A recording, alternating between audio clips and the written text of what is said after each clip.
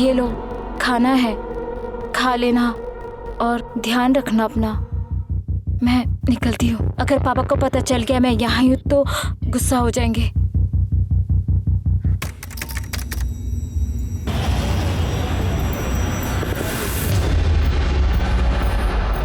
तमाम सबूतों और गवाहों को मद्देनजर रखते हुए यह अदालत अभियुक्त श्रीकांत चौबे उम्र 16 साल पुत्र नीलेश चौबे, अभियुक्त मुक्ति देशमुख उम्र 16 साल पुत्र शशिकांत देशमुख को आईपीसी की धारा 393 और 307 के तहत दोषी पाती है और उम्र कैद की सजा सुनाती है। इसके साथ अभियुक्त प्रबल बोर्डे उम्र 16 साल पुत्र वामन बोर्डे, अभियुक्त रघु आप्टे उम्र 16 साल पुत्र विश्वास आप्टे को हत्या की साजिश, चोरी और सबूतों का नष्ट करने का दोषी पाती है और आईपीसी की धारा 302, 120 बी और 393 के तहत सजाए मौत का हुक्म देती है, हैंग टिल डेथ।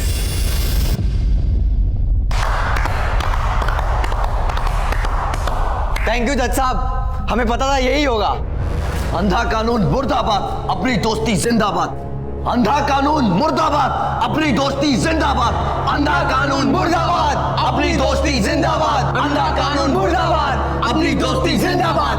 अंधा कानून मुर्दाबाद, अपनी दोस्ती जिंदाबाद। अंधा कानून मुर्दाबाद, अपनी दोस्ती जिंदाबाद। अंधा कानून मुर्दाबाद, अपनी दोस्ती जिंदाबाद। अंधा कानून मुर्दाबाद, अपनी दोस्ती जिंदाबाद। अंधा कानून मुर्दाबाद।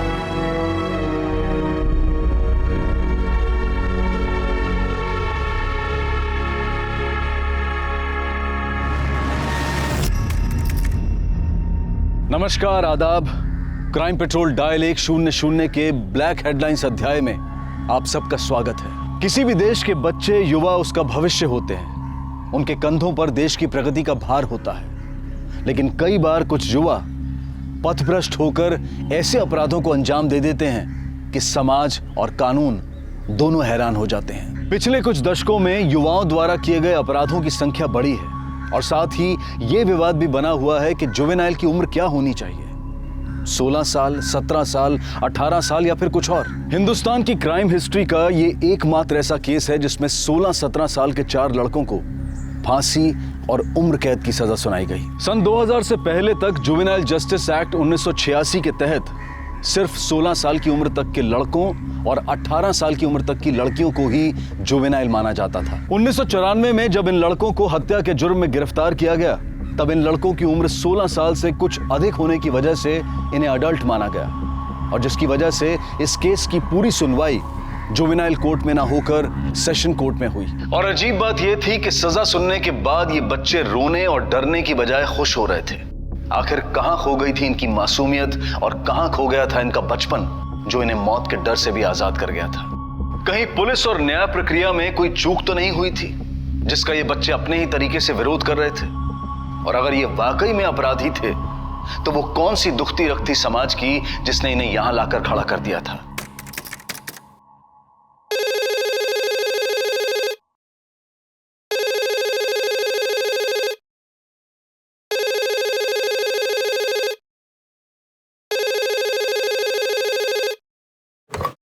Hello, Borivali police station. क्या? ठीक है, किसी को घर के अंदर मत जाने दीजिएगा, हम लोग अभी आ रहे हैं।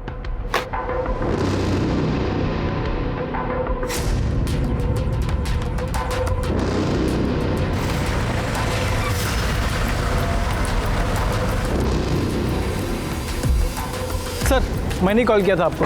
Flat number 101, first floor.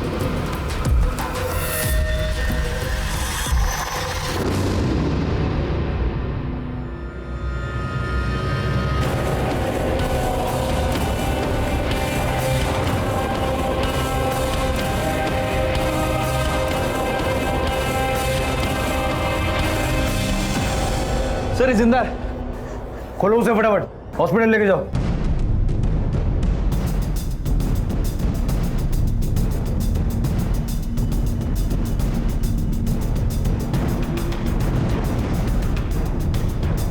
खून पूरी तरह से सूख चुका है। मतलब इस वारदात को कम से कम 7-8 घंटे पहले अंजाम दिया गया होगा। सर, इन दोनों के पेट पे काफी डीप कट का निशान है। बॉडी पे स्ट्रगल के निशान भी है सर। जिसने भी ये काम किया काफ़ी बेरहमी से मारा है सर। हो सकता है कि गले और कान की ज्वेलरी को खींच कर निकाला गया सर। ये सब देखकर तो लगता है कि मर्डर लूटपाट के इरादे से किया गया। कदम इरादा चाहे जो भी हो, इतना तो तय है कि इस तरह से 4 लोगों को काबू करके बांधना किसी एक के बस का नहीं। कम से कम 3-4 लोग या उससे ज्यादा लोग इस वारदात में शामिल हैं। वो कौन थे और कितने थे ये तो हमें ये लड़का ही बता सकता है जिसे मरा हुआ मानकर वो लोग जिंदा छोड़ गए। सोनवणे सर। बॉडीज को पोस्टमार्टम के लिए भेजो। Okay sir.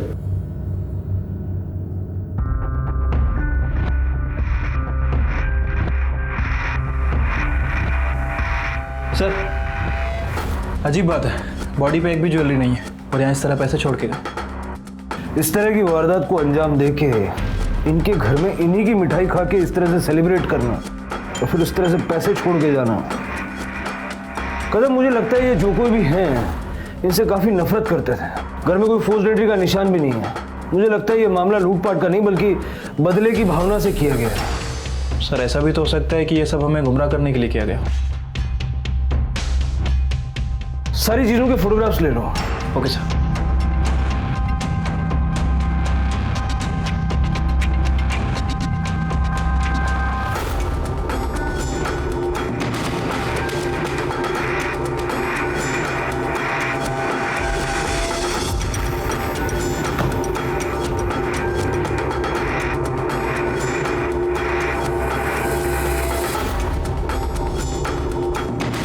नॉर्मल है यार सब कुछ।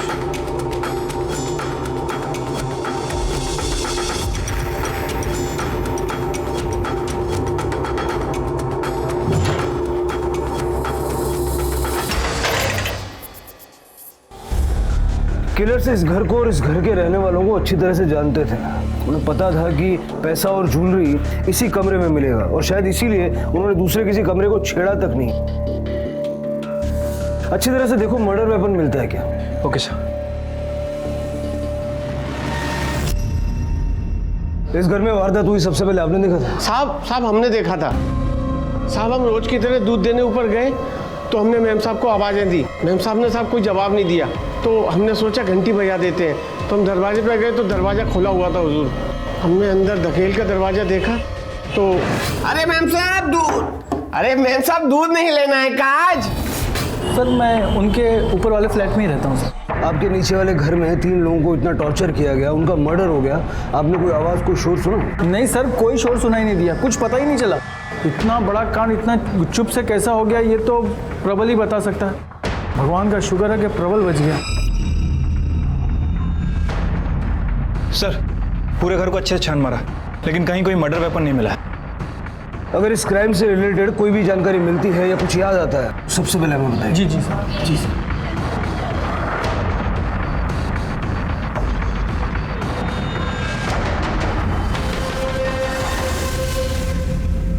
देख बेटा, तेरी हालत हम समझ सकते हैं लेकिन अपने घर वालों को न्याय दिलाना चाहता है कि नहीं? चल फिर बता, ये कब हुआ और कैसे हुआ? सर कल रात को मैं अपना रूम बंद करके पढ़ाई कर रहा था। कितने बजे? 8 बजे के आसपास। सर ये साल 10th का बोर्ड है मेरा, तो एग्ज़ाम्स की तैयारी कर रहा था मैं। तभी पहले डोरबेल बजी, फिर आई की चिल्लाने की आवाज़ आई। उन लोगों ने आई की गर्दन पर हथियार रखे हुए थे। उनके बाद कई हथियार थे जैसे तलवार, चाकू सब। और दूसरे आदमी ने आई का मुंह बंद कर रखा था। कितने लोग थे? 3 आदमी थे। फिर क्या हुआ? मुझे देखते ही एक आदमी मेरे पास आया और उसने मेरा मुंह दबा दिया।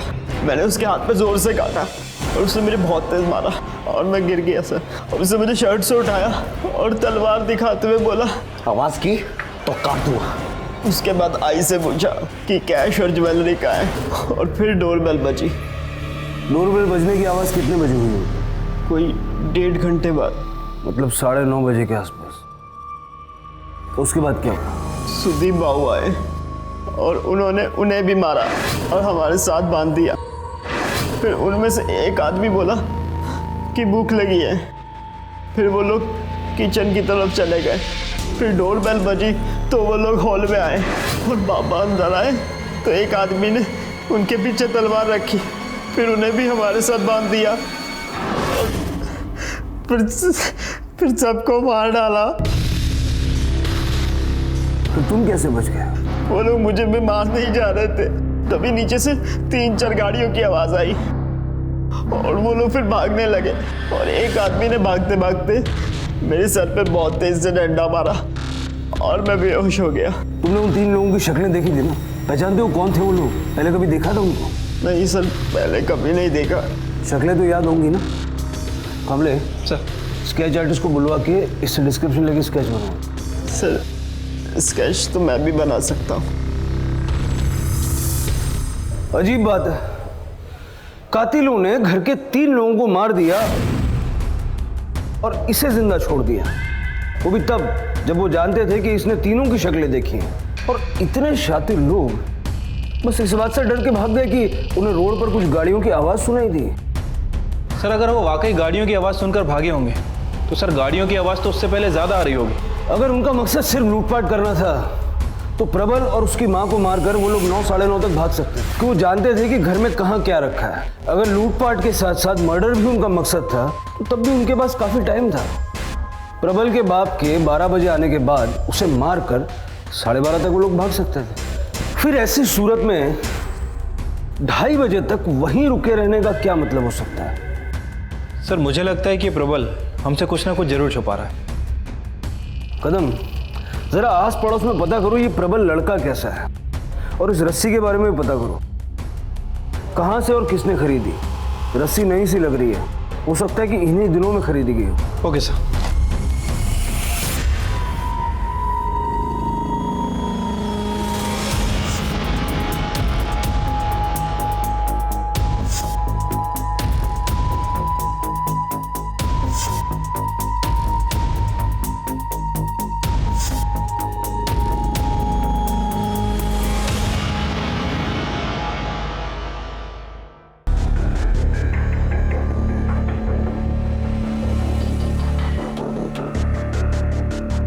ड्राइंग और याददाश्त दोनों काफी अच्छी हैं तुम्हारी, काफी डिटेल में तीनों के चेहरे बनाए तुमने। ठीक है, फिलहाल घर जा सकते हो। जी सर। कदम, सर। जरा पता लगाओ ये 3 लोग हैं कौन और इस प्रबल पे भी नजर रखो। Okay sir.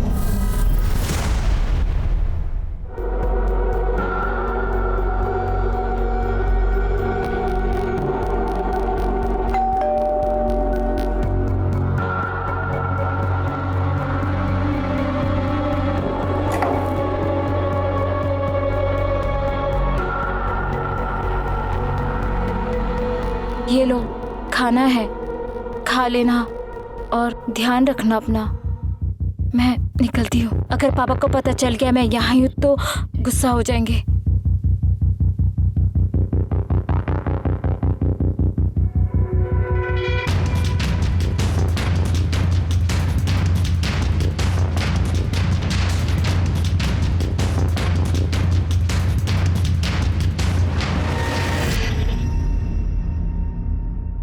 इन दोनों को तो नहीं जानता, पर इसकी शक्ल से मिलता जुलता एक भिखारी उधर उस रोड पे भीख मांगता रहता है, हाथ से अपंग है, दिन रात उधर ही पड़ा रहता है।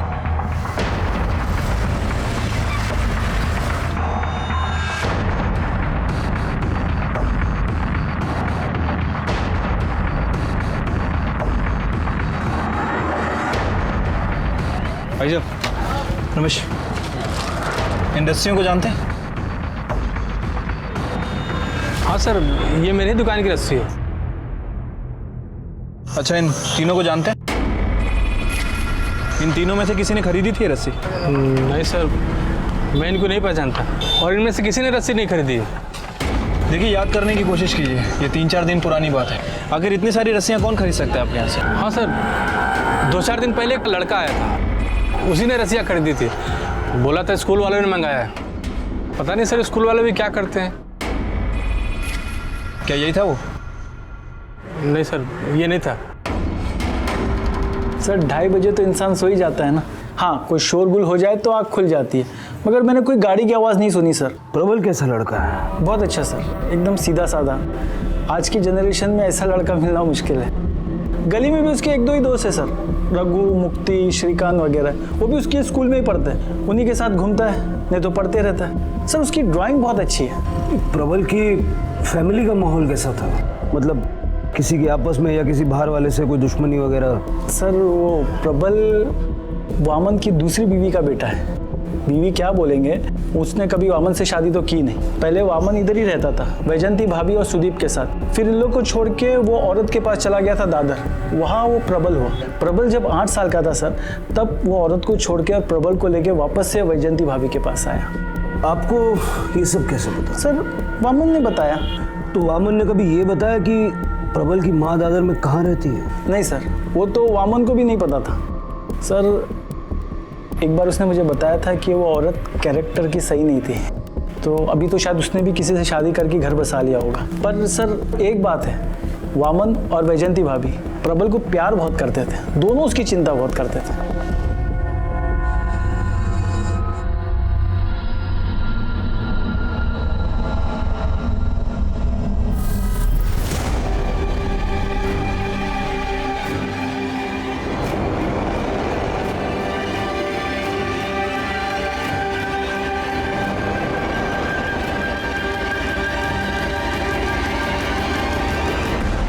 सर प्रबल के एरिया में वारदात के ठीक 1 दिन पहले किसी लड़के ने उस रस्सी को खरीदा। सर मुझे लग रहा है कि ये प्रबल हमें गुमराह करने की कोशिश कर रहा है। और सर उसने जो ये स्केच बनवाए सब के सब झूठे हैं, क्योंकि सर इनमें से ये एक स्केच उसके एरिया के आसपास एक भिखारी से मैच करता है।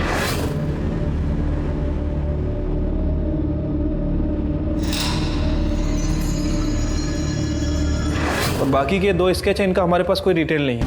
मैंने पड़ोसी आसपास के लोगों इन सभी से पूछताछ की, लेकिन किसी ने इन्हें आइडेंटिफाई नहीं किया।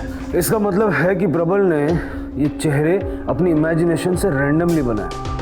वैसे ये भी पता चला है कि प्रबल वैजंती का सौतेला बेटा है। वामन ने प्रबल की माँ से कभी शादी की ही नहीं, वो उसकी नाजायज औलाद है।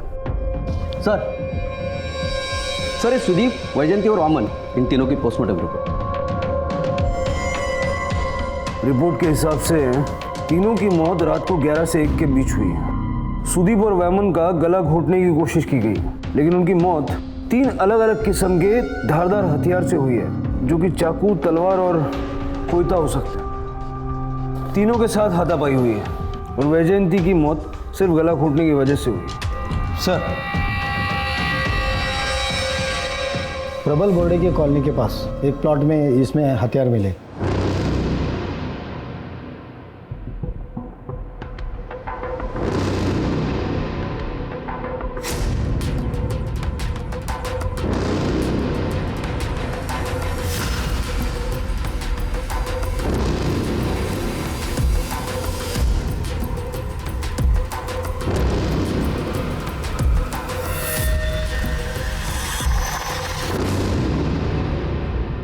काफ़ी दिमाग लगाया है, हथियारों को सरसों के तेल से साफ किया है ताकि उस पर खून का कोई निशान न रहे। ये हथियार फॉरेंसिक के लिए भेज दो और ज़रा पता करो कि अगर ये हथियार, ग्लव्स, रस्सी वगैरह प्रबल ने नहीं खरीदे तो इसमें कहीं कोई उसका दोस्त तो शामिल नहीं है, क्योंकि दुकान वाले का कहना था 2-4 दिन पहले एक लड़का आया था। ठीक है सर।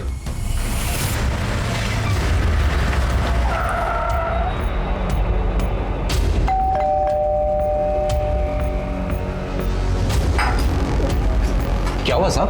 वही तो पता लगा रहे। प्रबल तुम्हारा दोस्त है ना?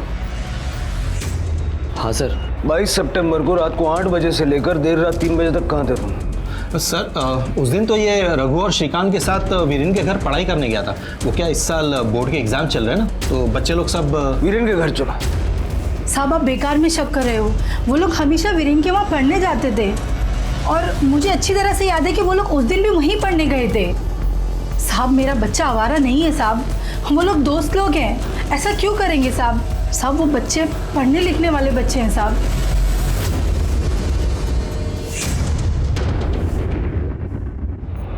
भाई साहब।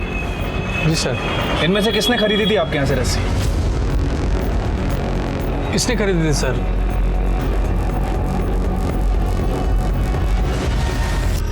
सर उस रस्सी खरीदने वाले लड़के की पहचान हो गई है सर। प्रबल के दोस्त रघु आप्टे ने वो रस्सी खरीदी थी। गुड। कदम जल्द से जल्द पता लगाओ वो हथियार कहाँ से खरीदे गए थे। क्या इनमें से किसी ने आपके यहाँ से हथियार खरीदे थे? जी, इन दोनों ने एक तलवार और एक गुप्ती खरीदी थी, पर हम इसे हथियार के तौर पर नहीं बेचते हैं। आप चाहें तो देख सकते हैं। नवीन, एक तलवार देना।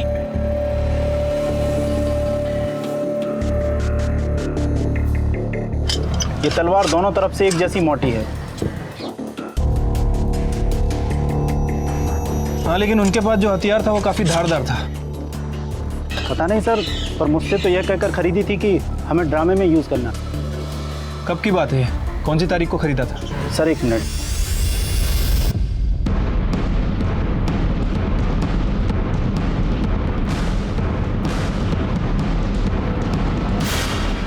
भाई साहब। हाँ साहब। इन्हें पहचानते हैं? इनमें से किसी दो ने आपके यहाँ पे तलवार और गुप्ती में धार लगवाई थी। साहब वो 2 नहीं 3 थे। इसको धार करके दो। इस पे धार क्यों लगानी है? तेरे को काटने के लिए। अरे मजाक कर रहे हैं दादा, ड्रामे में तलवार लगेगी ना, और पेड़ काटने का सीन है, इससे पेड़ कटेगा नहीं, तो इसीलिए धार चाहिए।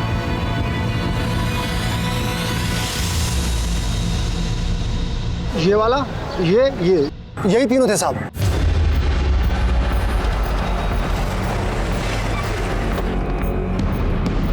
निकालो बाहर इसे। चलो।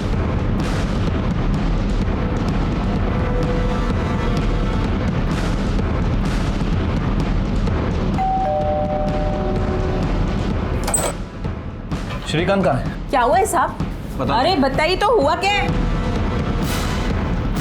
क्या कुछ हुआ है साहब? कुछ नहीं, बहुत कुछ हुआ है। ये तीनों, सुदीप, वैजयंती और वमन, इनके मर्डर में इन्वॉल्व है।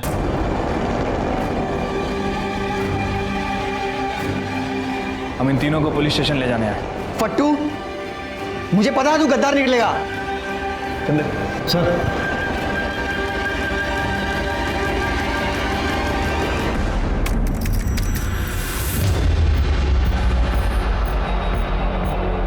तमाम सबूतों और गवाहों को मद्देनजर रखते हुए यह अदालत सजाए मौत का हुक्म देती है, हैंग टिल डेथ।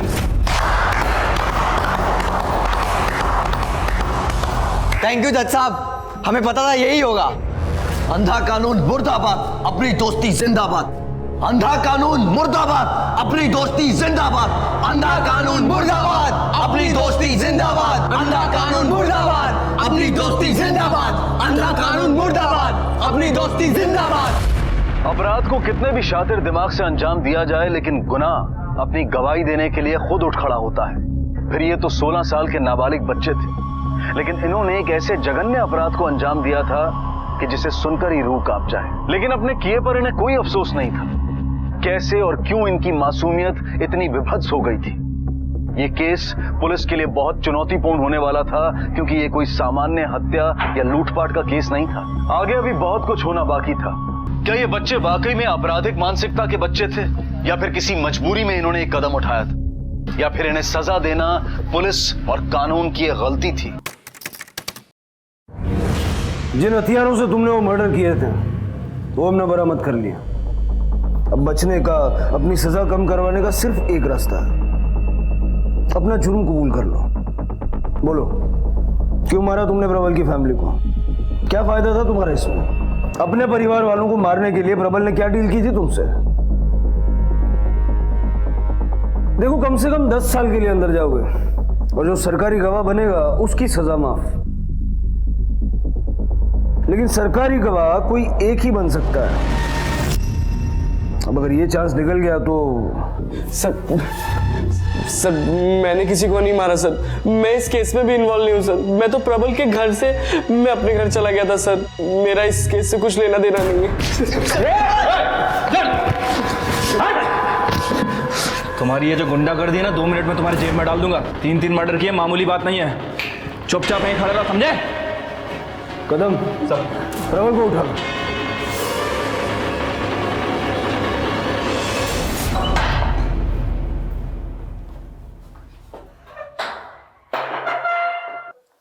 तेरे दोस्त तुझसे ज्यादा समझदार निकले। मैंने अपने हाथ पैर तोड़वाए, सब कुछ उगल दिया। अब तेरी बारी है, सारी कहानी शुरू से बता। सर, अब उन्होंने सब कुछ बोल ही दिया है तो मैं क्या बोलूं। यही कि तू वैजंती का चौतेला बेटा है, वामन की नाजायज औलाद। सोतेला और नाजायज मैं अपनी मर्जी से नहीं बना, उनकी वजह से था, जो मुझसे नफरत करते थे। इस नफरत को तूने अपने दोस्तों के साथ मिलकर मिटा दिया। चल तेरा तो समझ में आता है, अपने दोस्तों को क्या घुट्टी पिलाई, क्या लालच दिया था?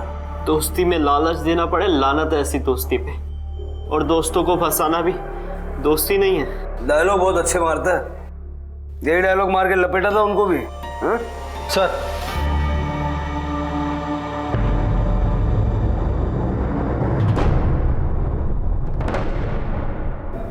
May I come in, sir? आओ बैठो। टिफिन लाई हूँ उसके लिए। जी।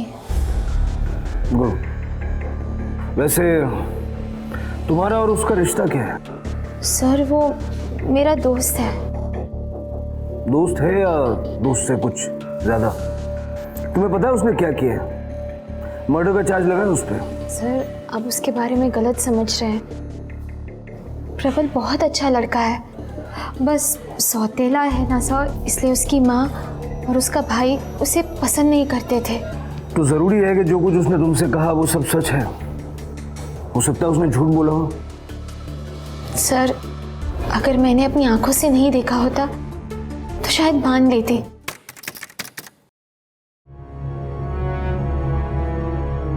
प्रबल तो स्कूल क्यों नहीं आया, यहाँ क्यों बैठा है? अरे प्रबल क्या हुआ? तो किसी प्रॉब्लम में है? क्या हुआ प्रबल, बोल ना। हाँ क्या हुआ? सर जब प्रबल ने मुझे बताया कि वो कैसे जला, मेरी तो रूह कांप गई। बाबा देखो ना, आई ने फिर से मेरे को पुराने संदीप बाबू के कपड़े दे दिए। संदीप बाबू को हाथ बार नए कपड़े, मुझे हर बार पुराने क्यों? क्योंकि तेरी शक्ल ही मनहूस है। अपने बड़े भाई के कपड़े पहनने में शर्म आती है तुझे? क्या खराब है इन कपड़ों में? मैं जैसे तो है, पर मुझे ही पुराने क्यों? नए कपड़े चाहिए तुझे? ये ले। उसका घाव देखकर तो मेरी आंखों में आंसू आ गए। अगर आप भी उसका घाव देखते ना सर, तो आप उसके बारे में कभी ऐसा नहीं सोचते।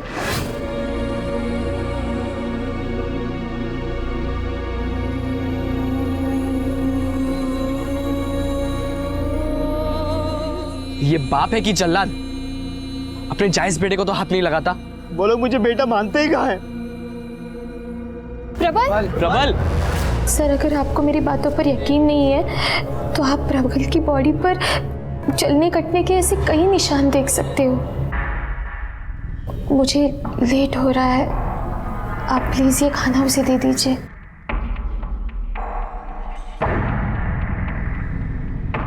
कदम सर, ये टिफिन साइड में रख दो, उसे यहीं का खाना दो। Okay sir.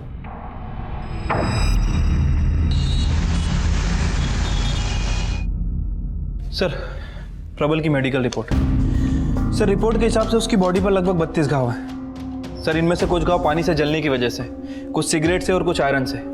और सर एक घाव लगभग 5 साल से 1 महीने तक पुराने हैं। मतलब आरती सच बोल रही थी? पक्का नहीं है सर, डॉक्टर पूरी तरह से श्योर नहीं है कि प्रबल ने घाव खुद से अपने आप को पहुंचा है या फिर किसी दूसरे ने उसे दिए। अगर सर प्रबल ने खुद से अपने आप को एक घाव किए हैं तो सर ऐसा करने के लिए क्रिमिनल माइंड का होना बहुत ज़रूरी है। काफ़ी मुश्किल काम है सर ये। सर ये वेपन की फॉरेंसिक रिपोर्ट। फॉरेंसिक रिपोर्ट के हिसाब से हथियारों पे कहीं कोई ब्लड ट्रेसेस नहीं मिले, लेकिन इतना तय है कि वामन की फैमिली की हत्या ऐसे ही हथियारों से की गई है। हथियारों के साथ जो हमें ग्लव्स मिले थे, उन पर जो ब्लड सैंपल्स मिले वो वामन और सुदीप के ब्लड सैंपल से मैच कर रहे हैं। सर मुझे लगता है कि इन सब का मास्टरमाइंड प्रबल ही है। सर वो अपने दोस्तों को बचाने की कोशिश भी कर रहा है। बड़े भाई के पुराने कपड़े मना करे, आयन से जला दिया, फिर जो शुरू हुआ, कभी सिगरेट लगा दी, कभी रेजर से मार दिया, खोलता वो पानी फेंक दिया। आम बात हो गई थी ये सब। तेरे बॉडी पे कहीं भी कोई भी ऐसे मार्क नहीं है जो तू खुद नहीं बना सकता, जहाँ तेरा हाथ नहीं पहुँचता। सोतेला होना शक जायज है। अपनी औलाद होती तो शक की जगह हमदर्दी जता रहे होते आप। मेरे बाप ने मुझे मेरी माँ से अलग कर दिया, कभी मिलने नहीं दिया। तो ये भी नहीं पता कि वो जिंदा है या मर गई। तो तूने सोचा कि तेरी अपनी माँ तो है नहीं और ये लोग तेरे अपने नहीं है, तो इनकी प्रॉपर्टी क्यों ना तेरी अपनी हो जाए? प्रॉपर्टी के लिए मारना होता तो कब का मार देता। फिर किस लिए मारा? शिंदे सर, इसे भी इसके दोस्तों के पास ले जाओ। अब ये सब साथ में मिलकर बताएंगे कि ये मर्डर इन्होंने क्यों किया। कदम सर, इसके परिवार में कोई है सगा सौतेला, कोई बचा है? हाँ सर, वैजंती की माँ है।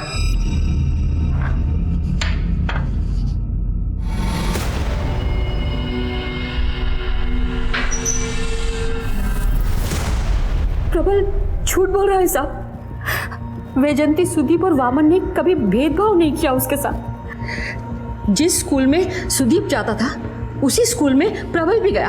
दोनों के लिए एक जैसे एफडी अकाउंट खोले थे। यहाँ तक कि सुदीप के जन्मदिन पर प्रबल के लिए नए कपड़े आते थे। कभी उसे डांटा नहीं, हाथ तक नहीं लगाया उसे। हाँ, शुरू में मेरी बेटी के मन में थोड़ा गुस्सा था, लेकिन बाद में वो समझ गई थी कि सारी गलती वामन की है। उसके लिए एक मासूम को क्या सजा देना? अपने बेटे से बढ़कर माना था साहब उसे। पर देखिए साहब, क्या किया उसने उनके साथ।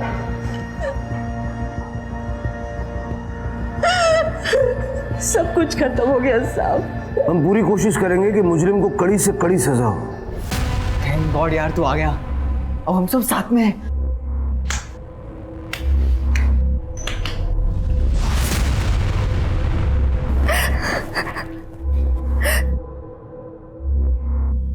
कदम, मुझे प्रबल की कहानी से ज्यादा इनकी कहानी सच लगती है। क्योंकि अगर प्रबल की माने तो वामन बड़ा ही गुस्सेल टाइप का आदमी था और इसीलिए वो उसे टॉर्चर करता था। लेकिन फिर कमाल की बात यह है कि उसकी बीवी और सुदीप के बॉडी पर कोई हमें ऐसी इंजरी का मार्क नहीं मिला जैसा प्रबल की बॉडी पे मिला। सर, मुझे तो लगता है कि ये प्रबल झूठ बोल रहा है।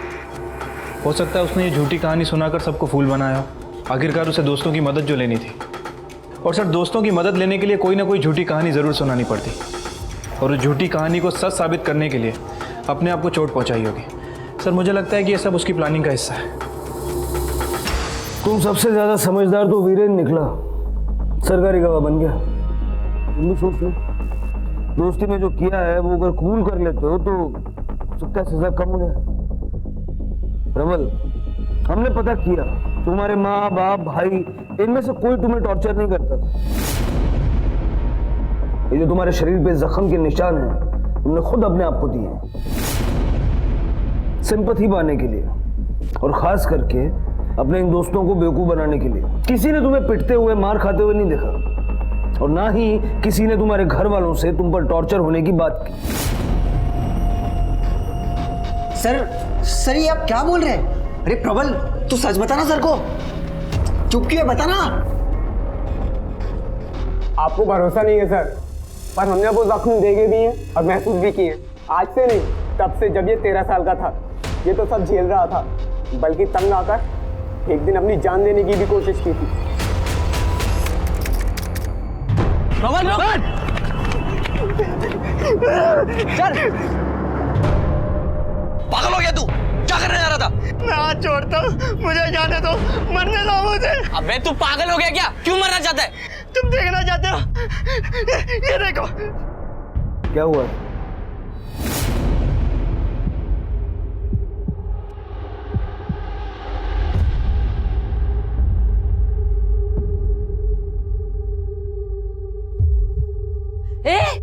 क्या करके रहा है तू इधर? आई वो दिख तो रहा है, चोरी कर रहा है ये। मैं अपनी आई की फोटो ढूंढ रहा था। अपनी माँ की फोटो ढूंढ रहा था? हैं? चोर कहीं का, चोरी कर रहा है ना? सर, उसके जख्म से खून बहते हुए हमने देखा था, और वो आखिरी जख्म था। उस दिन के बाद हमने प्लानिंग करके तैयारी शुरू कर दी।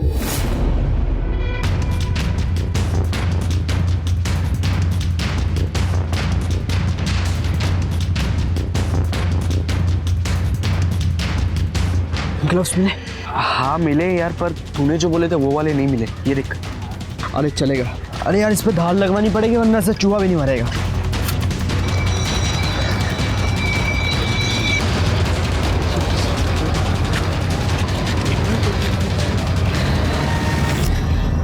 चलो। अरे सुनो ना, हमें इस लफड़े में नहीं पड़ना चाहिए। उपाय करने के लिए मैं रेडी हूँ, पर ये तरीका गलत है। मैं इसमें तुम लोगों का साथ नहीं दे सकता। मैं जा रहा हूँ भाई, ये ले ले तू। मैं जा रहा हूँ। देखा, कमीना गिरगिट की तरह रंग बदल लिया। कहीं से जाके बग गया तो? यार वीरेन ठीक कह रहा है, वो मेरा प्रॉब्लम है। तुम्हें इस लफड़े में नहीं पड़ना चाहिए। और जितना बुरा मेरे साथ हुआ है ना, उससे बुरा क्या होने वाला है। देखिए, अब तो बहुत सह लिया। हम दोस्तों के होते हुए तू रोज मार नहीं खाएगा।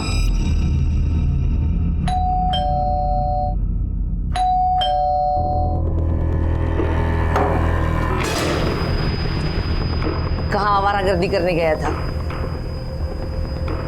सुबह से कहाँ मरने गया था तू? तुझे मारने की तैयारी कर रहे थे।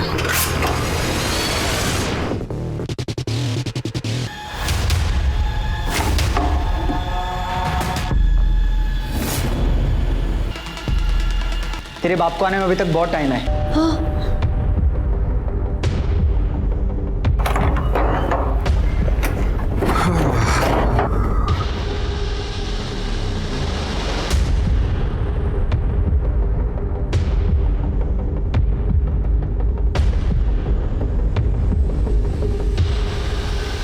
प्रबल की आई कहाँ है? नकली नहीं, असली वाली। प्रबल को उसकी माँ से दूर रखा ना तुम लोगों ने? तुझे मालूम है ना वो किधर है? पता है ना तुझे? हाँ? कपड़ा मत निकाल, चिल्लाएगा तो आवाज आएगी।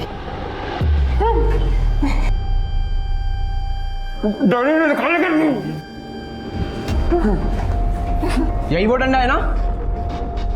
यार प्रबल, इससे एक बार पूछना तो बनता है, किसने तेरे साथ ऐसा क्यों किया? मैं उन चीजों को भूलना चाहता हूँ, तू याद दिला रहा है। जब कुछ कहना सुनना नहीं है तो किस बात की इंतजार? अरे खत्म करो सालों। गला दबाकर मारते हैं इनको, खून भी नहीं बहेगा।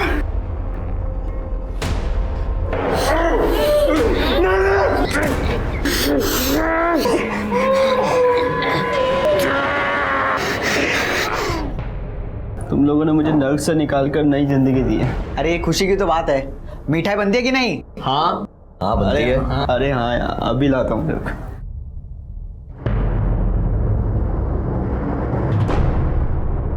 हेलो।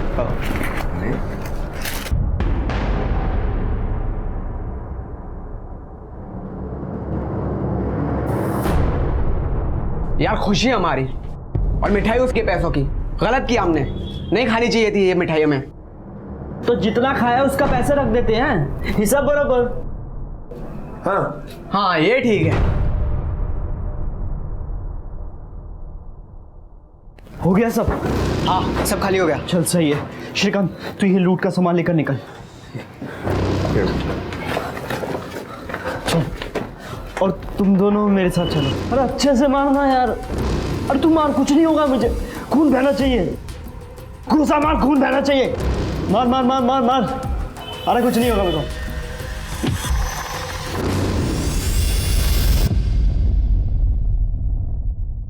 इन चारों की उम्र बेशक कच्ची थी, लेकिन गुनाह को अंजाम देने का तरीका सधा हुआ था। इतना कि पुलिस भी हैरान थी। 1994 में हुआ यह अपराध सुर्खियों में था, हर किसी की जुबान पर था। जिसे देखो इसी की चर्चा कर रहा था। और यह चर्चा अगले पड़ाव पर तब पहुंची जब 1997 में इसे रेयरेस्ट ऑफ रेयर मानते हुए अदालत ने रघु और प्रबल को मौत की सजा सुनाई और श्रीकांत और मुक्ति को उम्र कैद की। यह अपने आप में एक मिसाल थी, क्योंकि इससे पहले इस उम्र के बच्चों को कभी मौत की सजा नहीं दी गई थी, बल्कि इस उम्र के बच्चों के प्रति अदालत नरमी का रवैया रखती है, लेकिन इस केस में सख्ती बरती गई थी। तमाम सबूतों और गवाहों को मद्देनजर रखते हुए यह अदालत अभियुक्त श्रीकांत चौबे उम्र 16 साल पुत्र नीलेश चौबे, अभियुक्त मुक्ति देशमुख उम्र 16 साल पुत्र शशिकांत देशमुख को आईपीसी की धारा 393 और 307 के तहत दोषी पाती है और उम्र कैद की सजा सुनाती है। इसके साथ अभियुक्त प्रबल बोर्डे उम्र 16 साल, पुत्र वामन बोर्डे, अभियुक्त रघु आप्टे उम्र 16 साल, पुत्र विश्वास आप्टे को हत्या की साजिश, चोरी और सबूतों का नष्ट करने का दोषी पाती है और आईपीसी की धारा 302, 120 बी और 393 के तहत सजाए मौत का हुक्म देती है। Hang till death.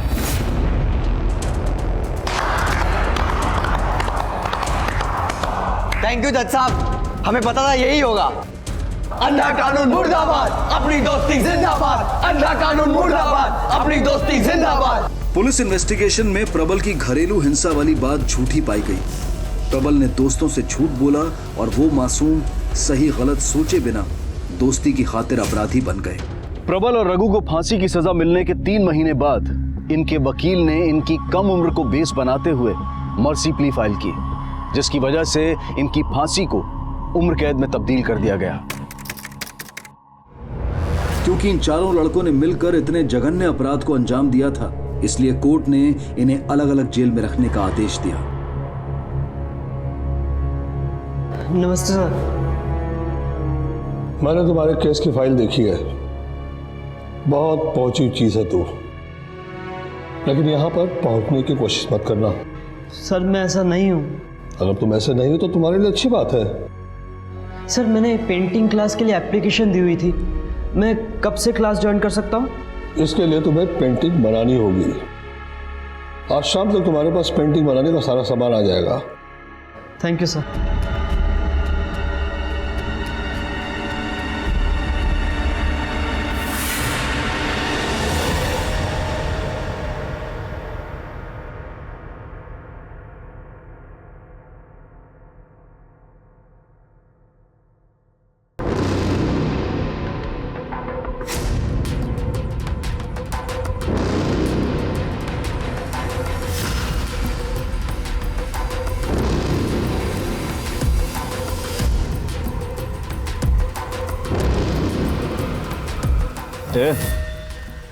नया है क्या तू?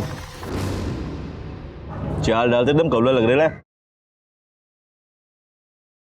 यार सारे कैदियों में से जेल का डॉन कौन है? वो दिखा, वही चे। सारा इलीगल काम उसी के अंदर चलता है।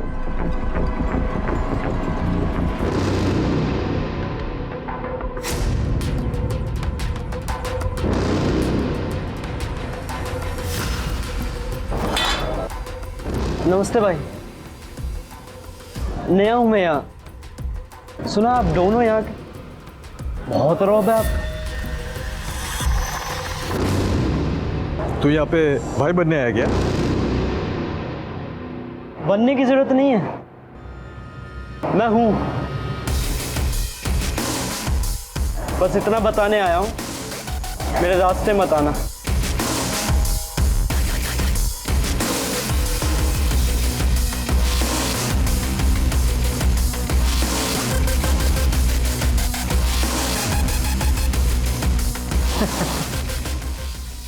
बड़े दिनों बाद में कोई कौला आया है, मजा आएगा।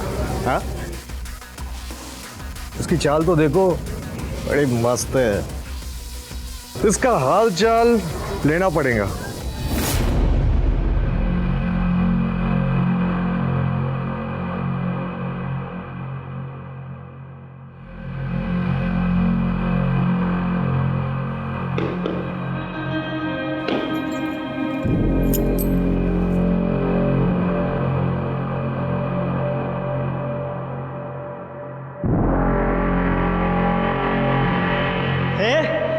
हेगड़ी किसको दिखा रहा है? चल जाके सो जा।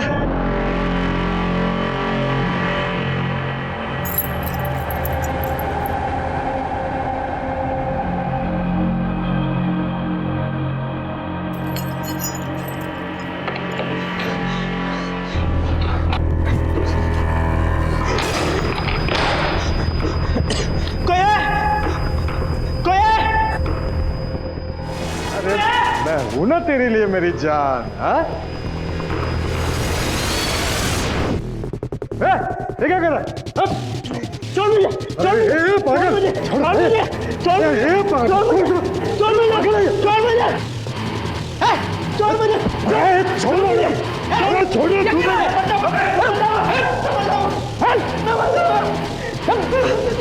चल, चल, चल। तू आत्महत्या करने क्यों जा रहा था? सर वो मेरे साथ जो करने जा रहा था उससे अच्छा तो आत्महत्या करना है। प्रबल ने भाई सिंह पर मॉलेस्टेशन और रेप की कोशिश का आरोप लगाया था और इसके बाद सारे कैदी उससे खुद ही दूर रहने लगे थे। वो समझ गए थे कि बच्चा दिखने वाला ये लड़का असल में बहुत शातिर है, लेकिन इस दोहरे चेहरे के पीछे का असल सच क्या था ये तो प्रबल ही जानता था। तुम्हारी पेंटिंग की बहुत तारीफ हुई है, खास करके वो बुद्धा वाली पेंटिंग तो 8,000 में बिक भी गई है। ये बहुत अच्छी बात है कि तुमने अपने अंदर के कलाकार को मरने नहीं दिया। सर ये सब आपकी वजह से हुआ है। Thank you so much sir. सभी उसके कला के प्रशंसक थे। उसके हुनर का अंदाजा इस बात से लगाया जा सकता है कि उस वक्त में भी उसकी पेंटिंग 8,000 में बिकी थी। ना सिर्फ पेंटर बल्कि वो एक अच्छा मूर्तिकार भी था।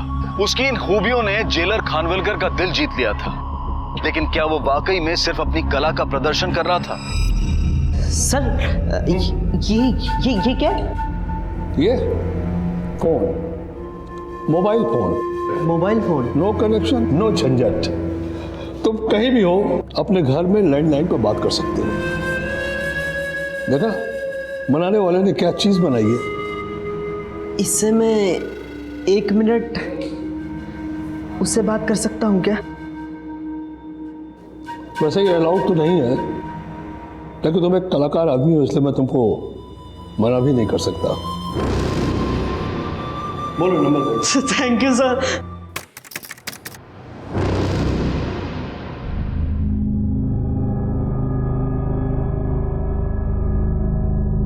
घर वाले जबरदस्ती शादी करना चाहते हैं। तो कर ले शादी। अच्छा, तू जानता है ना मैं तेरे अलावा किसी और से शादी नहीं कर सकती। पर मेरा कोई भरोसा नहीं है। तू कभी ना कभी तो बाहर आ जाएगा ना, मैं इंतजार करूंगी। मुझसे इतना प्यार करती है, फिर तो कुछ करना पड़ेगा। सुन, बोरीवली हॉस्पिटल में मिलते हैं, ठीक है? चलो स्माइल कर।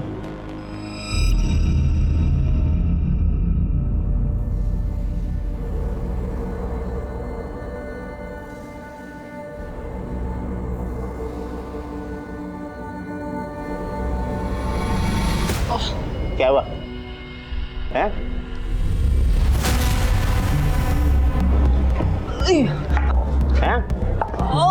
क्या हुआ है? क्या हुआ तेरे को? अरे क्या हुआ? अरे क्या हुआ? हॉस्पिटल ले चलो। नाबालिग प्रबल अब अडल्ट हो चुका था। कम से कम अपने बर्ताव में उसने इतनी भलाई और नरमी दिखाई थी कि जेलर और सारा स्टाफ उसके चंगुल में फंस चुका था। इन सब की अनदेखी करते हुए प्रबल द्वारा यह कहानी किसी और ही मोड़ पर जाने वाली थी। प्रबल इतना शातिर हो गया था कि कहना मुश्किल था कि वो अब क्या करने वाला है।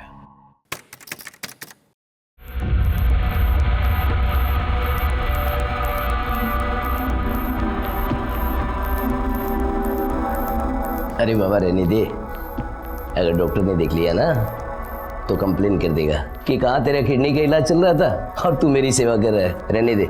यही तो दिक्कत है सर, कोई आपको समझता ही नहीं है। घर वाले ड्यूटी की वजह से नाराज और पब्लिक ड्यूटी सही से नहीं करते, इस बात से नाराज। इतना ही बहुत बड़ी बात है कि तू हमारे दुख को तो समझा। पर एक बात तो है, अरे क्या मालिश किया है तूने, एकदम आराम लग रहा है। सर आप अगर कहो तो दिमाग की तरावट का भी इंतजाम करवा दो।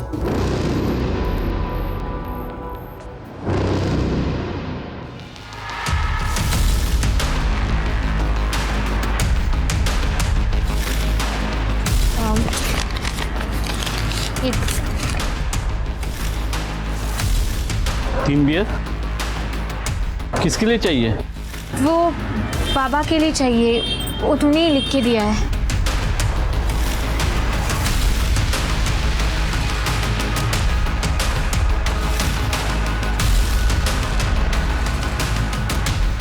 ये दवाई दीजिए।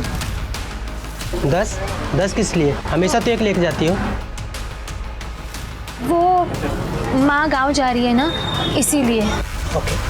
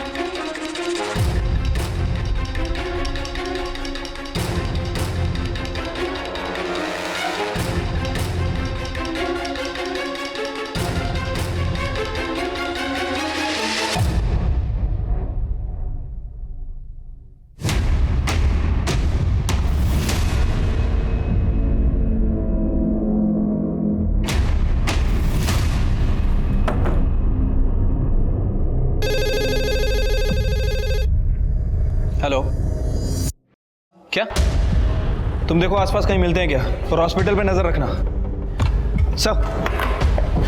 सर वो प्रबल, प्रताप और विनोद को बेहोश करके अपनी गर्लफ्रेंड आरती के साथ बोरीवली हॉस्पिटल से भाग गया है। फौरन वायरलेस को मैसेज करो, प्रबल की फोटो डिस्ट्रीब्यूट करो, दो की टीम बना के बस स्टेशन, रेलवे स्टेशन सब जगह भेजो, और उस आरती की फैमिली से भी पूछताछ करो। Okay sir.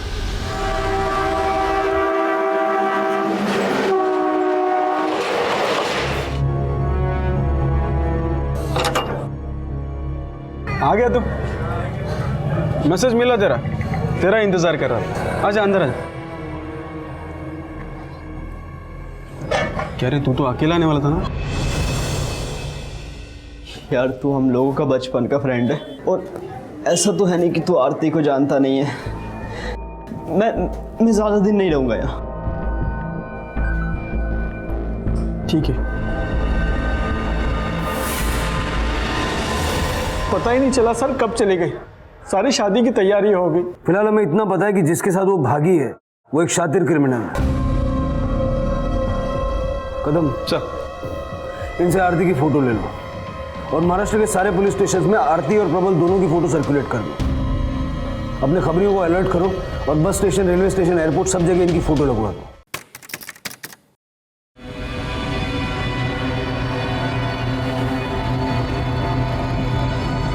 ये ले बड़ा पाव।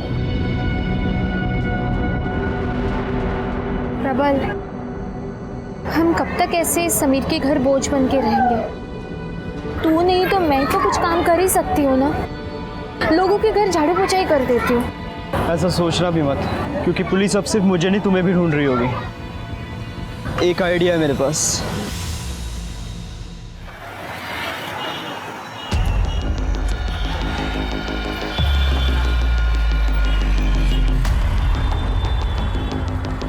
भैया, आपकी गाड़ी का पीछे वाला टायर पंक्चर है। ये पंचर है? हाँ।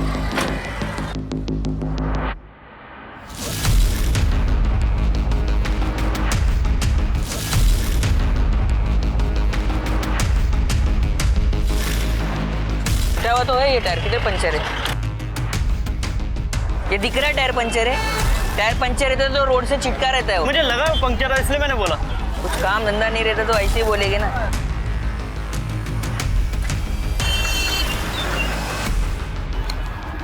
काम हो गया। मेरी हिम्मत ही नहीं हुई चोरी करने की। हिम्मत नहीं मतलब? तुम्हें क्या लगता है तुम्हें अच्छा काम मिलने वाला है?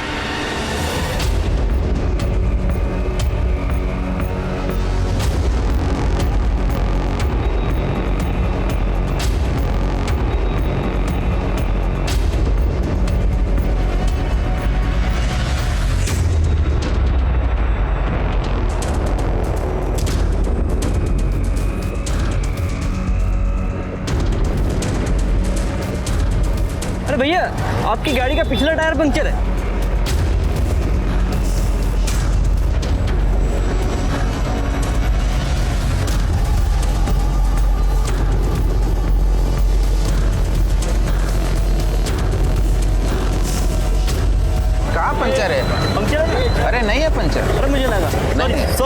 आएंगे। देखा, ये हुई ना बात।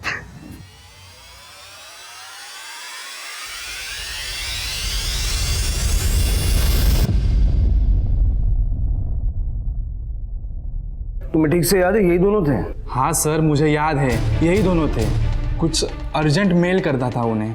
मैंने कहा आईडी लेकर आओ, तो उन्होंने कहा आईडी गाड़ी में रखा है, ला कर देते हैं। मेल करके गए और आईडी लेकर वापस ही नहीं आए। कदम, साइबर सेल से कांटेक्ट करो, पता करो उसने जिस कंप्यूटर पे मेल किया था उसका आईपी एड्रेस क्या है। Okay sir.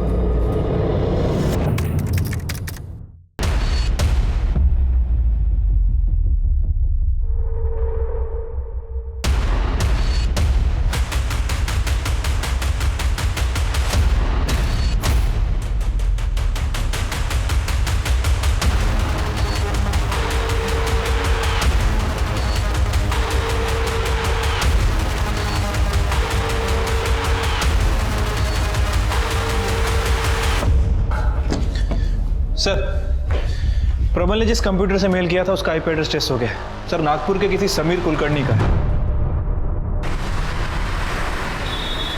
सनौ ने हमारी एक टीम यहां लगा के रखो, आज नहीं। पकड़ो से,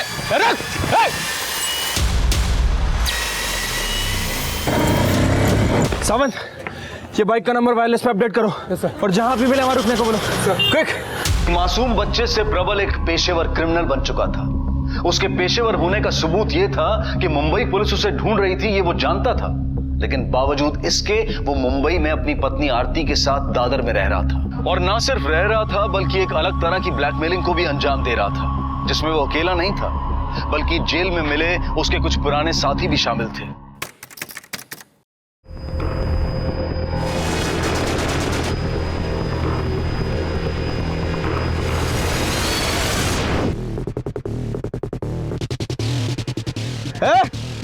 क्या कर रहे हो?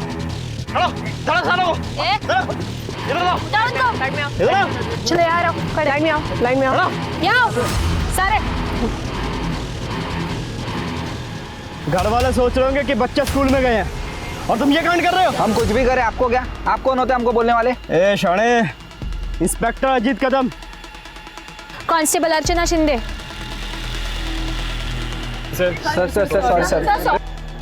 सुनो, इन सब की फोटो लो, रजिस्टर पे नाम एड्रेस लो, इनका आईडी लो सबकी। इनके घर वालों को इन्फॉर्म करो। समझाइए मैम। तब तक मैं पुलिस स्टेशन से पुलिस वैन मंगवाता हूँ। Sir please sir. Ma'am please. नाम बताओ अपना। Ma'am please.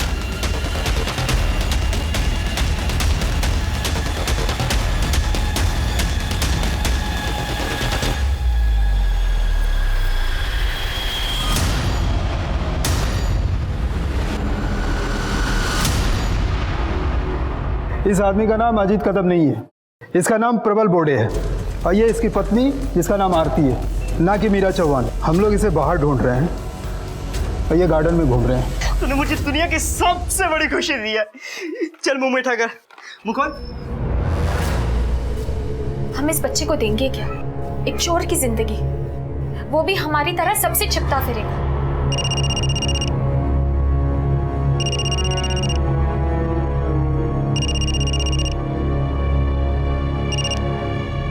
हेलो, तुम लोग फटाफट घर से निकलो। पुलिस ने तुंडा, श्याम और राजू को गिरफ्तार कर लिया है। लगता है कोई खबर लगी है।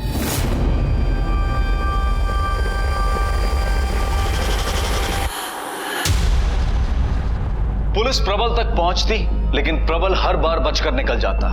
एक पेशेवर क्रिमिनल की तरह आए दिन मानो उसे नए नए अपराधों को अंजाम देने की आदत पड़ गई थी।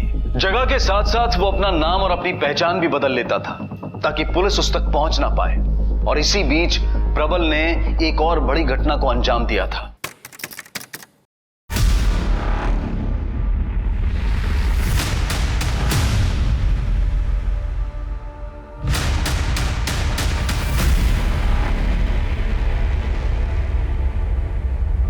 जी, एक रूम चाहिए। कितने घंटे के लिए? 1 घंटे के लिए। और वो आईडी का तो कोई सीन नहीं है ना? अगर तुम आईडी वाले होते तो यहाँ नहीं आते। 1 घंटे का 2000। 2000 देना जरा इन्हें 2000।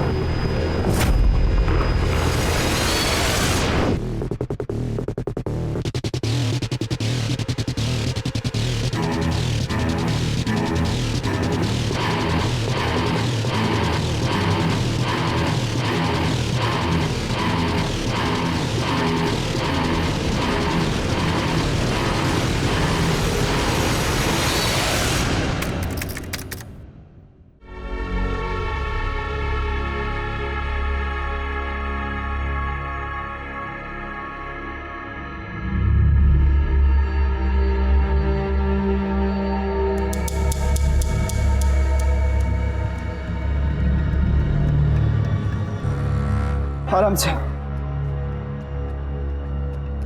आरती मेरी बात मानो, अपनी बहन के पास चले जाओ। पुलिस हमें ढूंढ रही है और मैं नहीं चाहता कि हमारे बच्चे को कोई नुकसान हो। और ये फ़ोन लो, ये है ना, जब चाहे मुझसे बात करना।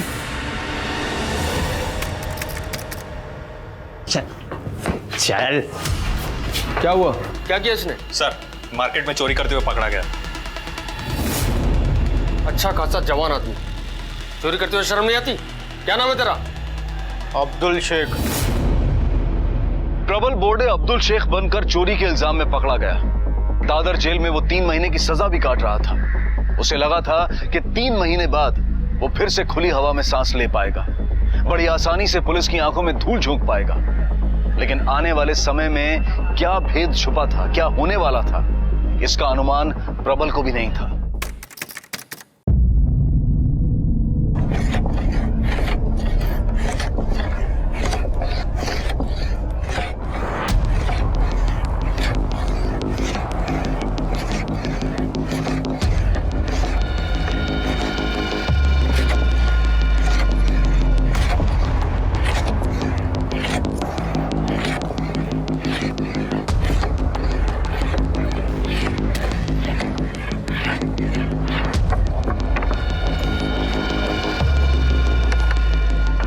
चोरी की सजा काट रहा। क्या नाम है तेरा? अब्दुल शेख। अब्दुल शेख।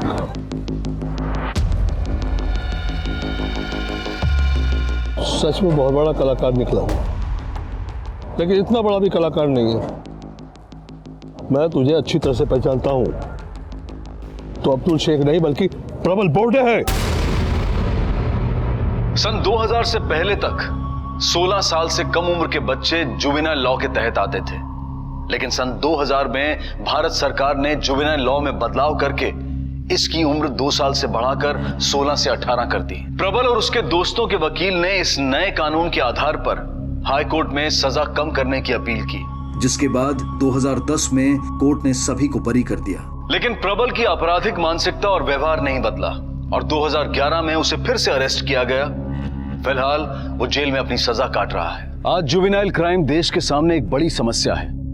कई बार ऐसे केसेस देखे गए हैं जहां छोटी उम्र के लड़के लड़कियों ने बेहद निर्हंस और जघन्य अपराधों को अंजाम दिया है। इसी बात को मद्देनजर रखते हुए इंडियन पार्लियामेंट ने सन 2015 में जुवेनाइल जस्टिस एक्ट 2000 में बदलाव करते हुए जुवेनाइल जस्टिस एक्ट 2015 पास किया, जिसमें अपराध की तीव्रता को मापदंड मानते हुए 16 से 18 साल की उम्र के युवाओं जिन्होंने जघन्य अपराध किए हैं उन्हें अडल्ट मानकर ट्रायल किया जाए। सभी माता पिताओं से हमारा यह अनुरोध है कि वो अपने बच्चों के मन की बात को जानने की कोशिश करें, अपनी जिंदगी के फैसले उन पर थोपे ना, उनके लिए आदर्श बने, उन्हें रिश्तों का सही मतलब समझाएं। अब मैं अनूप सोनी आपसे विदा लेता हूं, फिर मुलाकात होगी अगले एपिसोड में एक और चौंका देने वाले केस के साथ।